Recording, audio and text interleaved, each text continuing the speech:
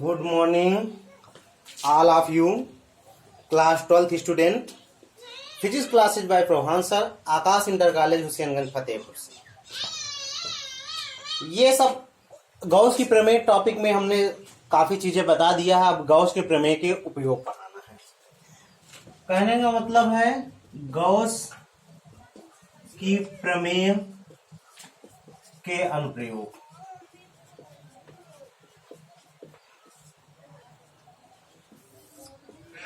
पहला अनुप्रयोग है अनंत लंबाई के आवेशित तार के निकट वैद्युत क्षेत्र की तीव्रता। तार के निकट वैद्युत क्षेत्र की तीव्रता। अनंत लंबाई के आवेशित तार के निकट वैद्युत क्षेत्र की तीव्रता कैसे स्थापित करते हैं, सभी बच्चे ध्यान दें। माना ये अनंत लंबाई का एक आवेशित तार है। कितने लंबाई का? अनंत लंबाई का, जिस पर ये धनावेश उपस्थित है।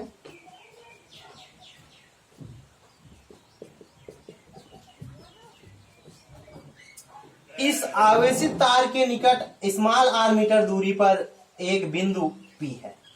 इस बिंदु पर क्या है? P है, जिस पर वैद्युत क्षेत्र की तीव्रता की गणना करनी है। जिस पर वैद्युत क्षेत्र की तीव्रता E तथा वेक्टर क्षेत्रफल dA वेक्टर एक ही दिशा में कार्यरत है। इस बिंदु P से होकर गुजरने वाले एक बेलनाकार पृष्ठ की कल्पना करते हैं। किसकी कल्पना करते हैं?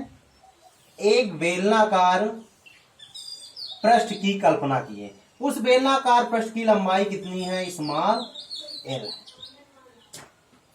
इस बिंदु P से होकर गुजरने वाले एक काल्पनिक पृष्ठ की कल्पना, अर्थात बेलनाकार पृष्ठ की कल्पना करते हैं।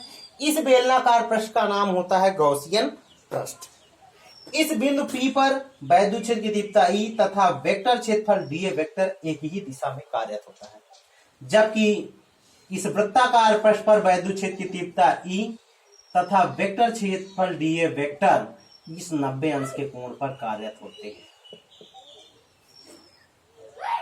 ठीक है। अनंत लंबाई के आवेशित तार के निकट वैद्युत क्षेत्र की तीव्रता के लिए आवेश का रेखीय घनत्व लैम्ब्डा कार्यरत होता है। इसमें यही लिखते हैं कि माना एक अनंत लंबाई का आवेशित तार है और जो कि धनावेशित है। इससे स्मॉल आर मीटर दूरी पर एक बिंदु P है, जिस पर वैद्युत क्षेत्र की तीव्रता तथा वेक्टर क्षेत्रफल dA वेक्टर एक ही दिशा में कार्यरत है। इस बिंदु P से होकर गुजरने वाले एक L लंबाई के बेलनाकार पृष्ठ की कल्पना करते हैं, जिसे गॉसियन पृष्ठ कहते हैं। ये होता है, और इसमें आवेश का रेखीय घनत्व लैम्ब्डा कार्यरत होता है। ये थ्योरी है। फिर देखिए, बिंदु P से होकर गुजरने वाला वैद्युत फ्लक्स। बिंदु P से होकर गुजरने वाला वैद्युत फ्लक्स d∅1 बराबर क्या होगा? d∅ बराबर होता है EDA cos थीटा होता है। EDA E vector dot dA vector d∅ E1 बराबर EDA cos थीटा। चूंकि E और D के बीच, E व DA के बीच कोण थीटा बराबर 0 अंश, क्योंकि एक ही दिशा में है। जब एक ही दिशा में होते हैं तो थीटा बराबर क्या होता है? 0 अंश। यहां पर 0 अंश रखा गया, तो d∅ E1 बराबर EDA cos 0। cos 0 का मान कितना होता है? 1 होता है। तो यहां पर ये आ गया E1। तो इस पृष्ठ से होकर, बिंदु P से होकर गुजरने वाला वैद्युत फ्लक्स ये आ गया। ठीक है।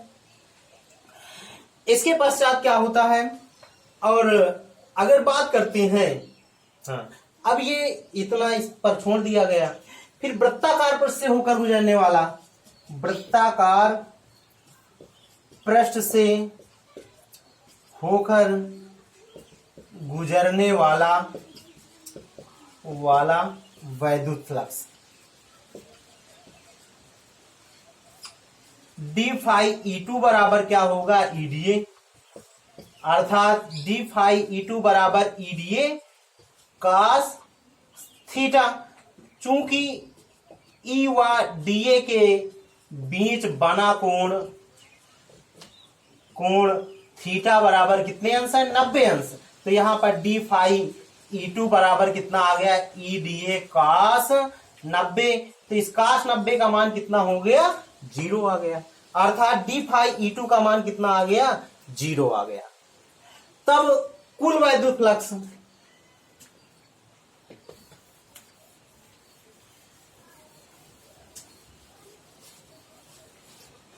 इसके पश्चात क्या करते हैं? कुल वैद्युत फ्लक्स, कुल वैद्युत फ्लक्स डी फाई ई बराबर कितना आ गया? D phi E1 plus d phi E2 आ गया। डी फाई ई बराबर कितना होगा? इसका मान ई डी ए है और इसका मान 0, तब डी फाई ई बराबर ई डी ए। फिर इसके पश्चात क्या करते हैं? संपूर्ण गॉसियन पृष्ठ से होकर गुजरने वाला वैद्युत फ्लक्स, संपूर्ण गॉसियन पृष्ठ से होकर गुजरने वाला वैद्युत फ्लक्स,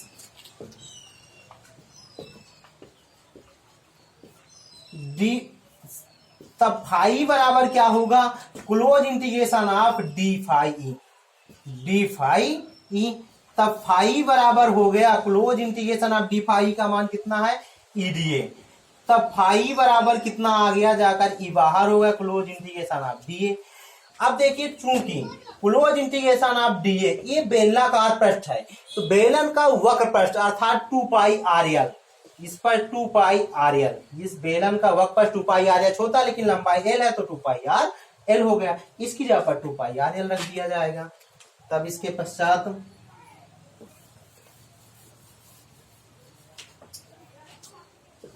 फाई बराबर आ गया E into 2 pi R L, ये आ गया। इसको समीकरण 1 बना लेते हैं।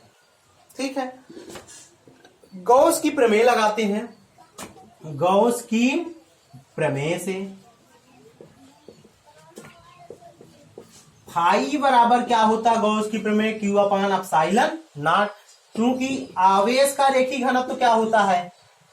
आवेश का रेखीय घनत्व लेमडा बराबर होता है क्यू अपान एल। तो क्यू बराबर कितना हो जाएगा? Lambda L. इस क्यू का मान यहां पर रख देते हैं। तब फाई बराबर कितना आ गया? Lambda L upon epsilon not. ये समीकरण कितना हो गया? 2 आ गया। समीकरण 1 व 2 से तुलना कर देते हैं। समीकरण 1 व 2 से तुलना किया, एलचेस एलचेस बराबर, इसलिए आरचेस आरचेस भी बराबर। तब E 2 pi R L is equal to कितना आ जाएगा? Lambda L upon epsilon naught. इस एल से एल कैंसिल हो गया। तब ई बराबर ये 2 पाई इस तरफ आ गया, तो 1 upon 2 pi epsilon naught lambda upon R आ गया।